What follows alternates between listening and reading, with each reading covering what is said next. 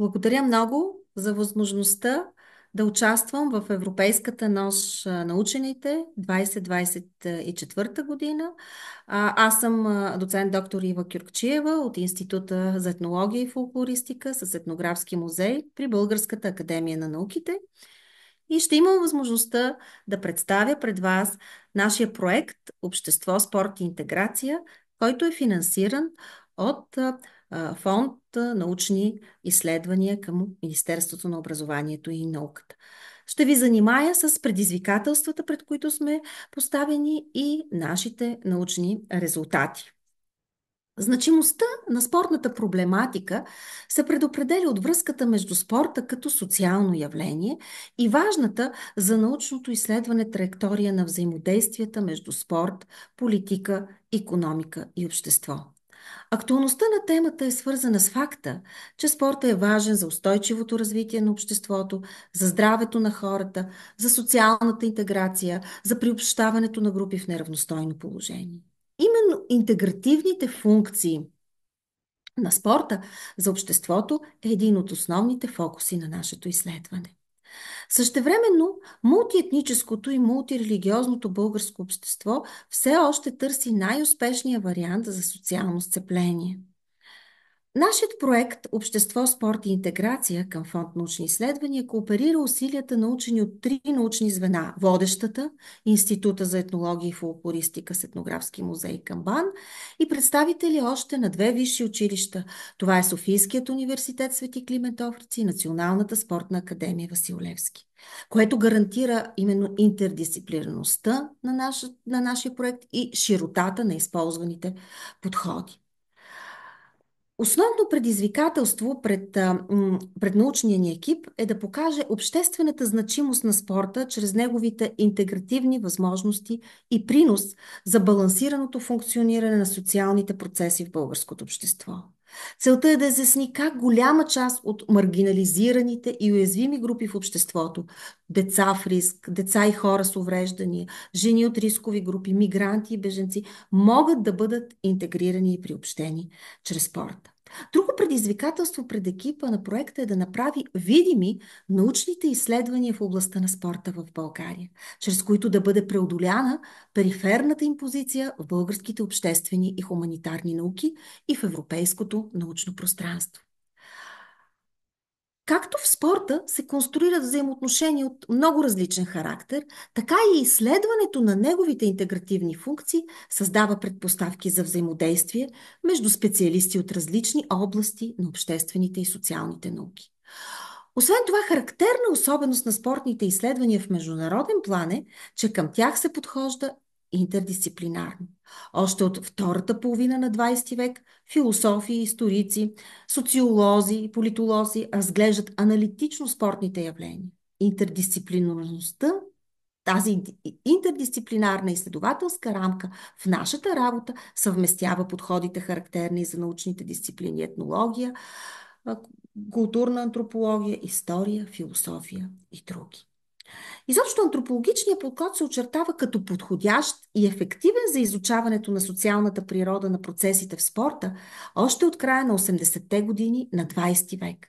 Именно защото чрез използваните методи може да се достигне в дълбочина до социалните процеси, именно през личното преживяване и опит, което дават автобиографичните интервюта, например. А това позволява да се проучват специфичните измерения на спорта в различни политически, социални и културни контексти. Сега, естествено, какви са, нека завесата да отворим и да поговорим за очакваните ни резултати.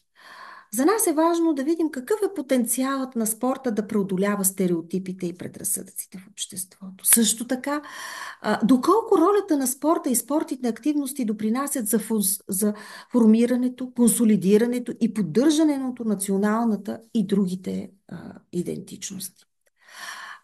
Също така ние ще имаме и анализ на добри практики на локално ниво и вече го виждаме, свързани с преодоляване на неравенство от всякакъв вид, етнически, религиозни, социални, физически, полови, именно чрез спорта. Също така очакваме да видим многото аспекти на политическата употреба на спорта в исторически и съвременен план. Важно за нас предизвикателство е и проучването на възприемането в българското общество на женствеността и мъжествеността като категории, не нарушаващи равните права в спорта. Не на последно място и преодоляването на стереотипни нагласи от студенти, които са бъдещи учители и треньори, е също важна за така от нас очакван резултат. Ние държим да спомогнем засилване на връзките между образователните и научните институции от една страна и неправителствения сектор от друга, с оглед бъдещото сътрудничество с обществено полезна цел.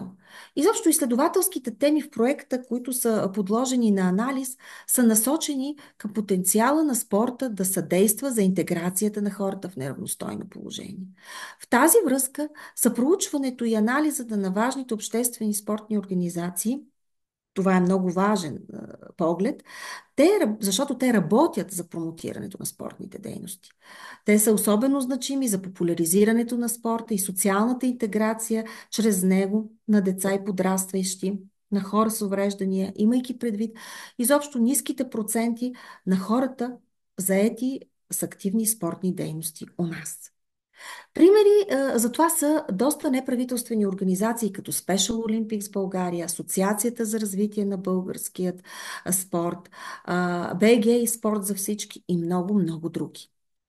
Тук бих искала да отбележа, че в Национална спортна академия Васил Левски стартира магистърска и бакалавърска програма адаптирана физическа активност и спорт преди повече от 15 години. В годините преди и след приемането ни в Европейския съюз у нас се имплементират промените, направени там в законодателен и практически план. А преди 10 години в НСА вече е защитена и дисертация, свързана именно с темата за социалните и образователни аспекти на спортните програми за адаптираната физическа активност. В нашия проект ние имаме и така интерес към процеса на интегриране чрез спортни занимания на местните малцинства, но също така и на беженците и на мигрантите в българското общество приемник. Сега ще ви занимаем с няколко така много важни за нас настоящи научни резултати. През първият етап на проекта се реализира лятната академия за непридружени деца от бежанските центрове, организирана съвместно с студенти с цел взаимното опознаване на различните култури като съществена крачка към успешна интеграция. В сътрудничество с Държавна агенция за бежанците обсъдихме в академията да участват непридружени деца от сигурната зона на РПЦ София, квартал Овча купел. Причините да се спрем на този избор са две. Непридружените деца са най-уязвими. Те са сами, без родители и роднини, живеят в общи помещения заедно с други непридружени деца и за тях се грижат социални работници. Тяхната социална адаптация е застрашена и спортните дейности, практикувани с специалисти и студенти, са част от първите етапи на опита им за интеграция в обществото приемник. На второ място, изборът се обуславя и от дългогодишната работа и извънаудиторна работа на преподаватели и студенти от катедра етнология на Софийския университет Свети Климент Охридски, именно с деца от сигурни зони в София. Идеята е като бъдещи учители те да придобият знания и компетенции за работа в интеркултурна среда и умения за преодоляване на предразсъдъци и стереотипи, свързани с различието. Първоначалните ни заключения са свързани с установено явно желание да децата за включване. Спортните игри и представянето на различни културни или религиозни традиции спомогнаха за повишаване на мотивацията, за комуникативните активности и социални умения на децата. Съвместните спортни дейности и занимания с деца поставят основата за проява на уважение и толерантност от страна на студентите, преодоляване на страха от различието и заместването му с разбиране и съпричастност. Тук ще дам още един пример. Студент от Националната спортна академия е ангажиран с подобен опит. Той организира аматьорски футболен отбор Реал София, но за възрастни. В него участват азиатски и африкански мигранти. Той успява да обедини хора от Сирия, Палестина, Нигерия, Гана, Украина, Полша и България, които вече имат легален статут у нас. Интеграцията им в нашата страна се осъществява не само на футболните срещи и тренировки, но и чрез комуникацията между мигранти и българи извън спортните терени, в свободното време и по време на празници. Същевременно можем да приемем примера на футболния клуб Реал София като опит за своеобразна интеграция отдолу, без намесата на държавата и нейните институции. Отборът и играчите се самоорганизират, всеки преследва своите цели и идеи, но заедно те са приятели. В отбора приятелството е над всичко, общуват и взаимодействат и това е от съществена важност за адаптацията и интеграцията на мигрантите в социума. В нашата работа срещнахме и много добри примери. Работещи, срещнахме с прекрасни хора, както Вики, която ще видите тук, които на практика чрез спорта доказват, че може да има преодоляване на неравенствата. Благодарение на етнографската методика и изследването на автобиографичните интервюта, открихме лични истории, които се превръщат в емблематични примери за интеграция чрез спорт. Проведахме и съответно и включено наблюдение на спортен лагер за деца с увреждания. Той се наричаше Децата и морето 2024 година. Провеждаше се на водната база на Националната спортна академия в Несебър. Събитието бе организирано от спортен клуб БГ и Спорт за всички и спортен клуб СОП Спорт Самбо за развитие. В него участваха 146 човека, в това число 53 деца и техните. Така, впечатлени бяхме от изградената общност между деца, родители и треньори. И изключителното усещане, тяхното усещане за принадлежност и споделена идентичност.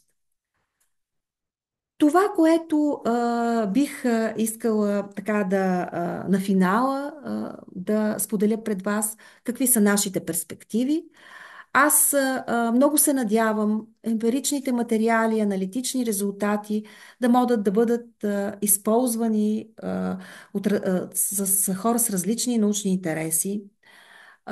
Също така, предвидените серии от лекции с студенти от Софийския, от университет и Националната спортна академия, както и пред широката публика на нашия семинар Общество, спорт и интеграция, методи, изследвания, резултати, да достигнат до максимално повече хора.